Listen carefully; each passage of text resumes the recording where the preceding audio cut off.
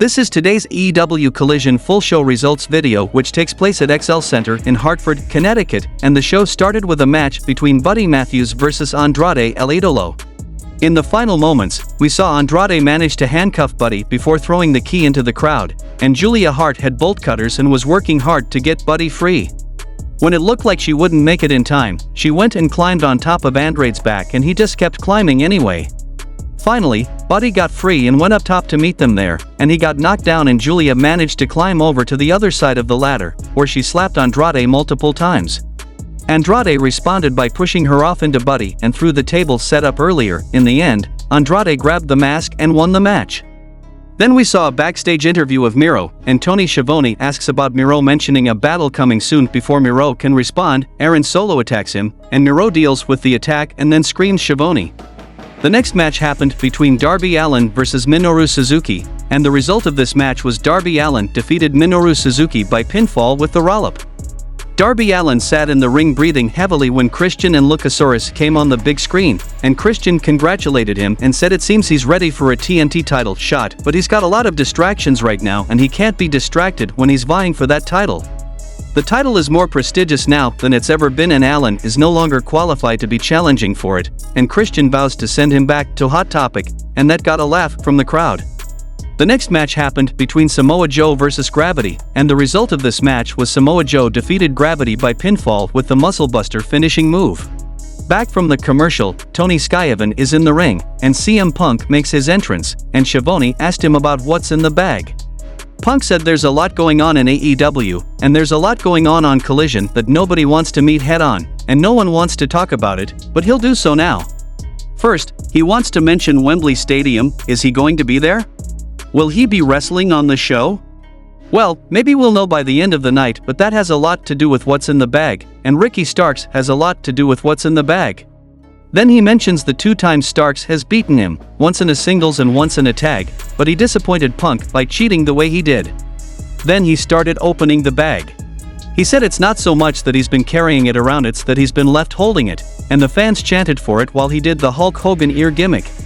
He took the item out of the bag, and it was the AEW World Championship, and he calls himself the champion, the rightful holder of it. Punk said he hasn't been beaten for it, and it still has the blood from when he beat Jon Moxley for it, and it's got his name on it, and it's got his blood on it. Then he took out some black spray paint and put an X on it, and he says that X has represented him since 1997 and he built his career on it, and the X means he's straight edge, and straight edge means he's better than you. This title is mine, it belongs on Collision, and this title is not stolen, unlike my catchphrase, I am the real world's champion. Then Ricky Starks comes to the ring, and he said he feels like he is owed the title on Punk's shoulder because he's beaten him not once but twice. He calls himself the real world champion and also the face of Collision, and Punk again calls him a cheater. Did you beat me twice, or did the referees beat me? Starks says he could have Stevie Wonder as the referee and he would still beat Punk, and Punk says it sounds like Ricky wants a title shot, and Starks says he deserves one, and Punk says you got it, and they shake hands. Schiavone says we have a match for the title next week, and Ricky goes to walk out, and Punk says Schiavone should do the honors and tell him the special guest referee, and it's Ricky the Dragon Steamboat.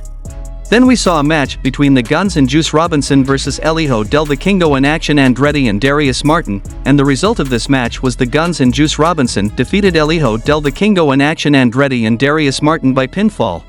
The next match happened between Kiera Hogan versus Mercedes Martinez, and the result of this match was Mercedes Martinez defeated Kiera Hogan via submission. Post-match, Martinez wouldn't let the hold go, so Chris Statlander rushed into the ring to make the save.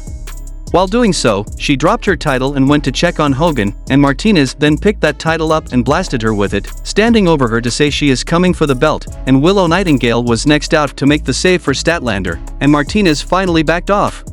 In the main event of the show, we saw a tag team match between FTR versus MJF and Adam Cole for the AEW Tag Team Championship, and the result of this match was FTR defeated MJF and Adam Cole by pinfall to retain the Tag Team Championship. Cole shakes hands with the champs as a show of respect while MJF in the corner is visibly terribly upset, and Cole goes to console him and MJF screams I blew it. Cole could be heard saying we blew it. Cole then goes to get the World Championship and hands it to him. MJF still upset about losing the match, and Cole tells him it's okay, and reminds him again that he's the world champion. MJF gets up and Cole has his back turned. MJF grabs the title like he is going to hit Cole with it. Cole, sensing this, says, "I knew it. Do what you gotta do." And he holds his arms out. MJF drops the title, throwing it to the side, though production missed that part, and Cole turns around, and fans chant "hug it out."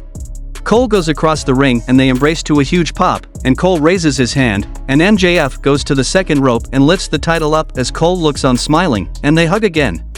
Cole goes to the corner and this time MJF grabs his arm and raises it, and the double clothesline lives on, and the show goes off the air.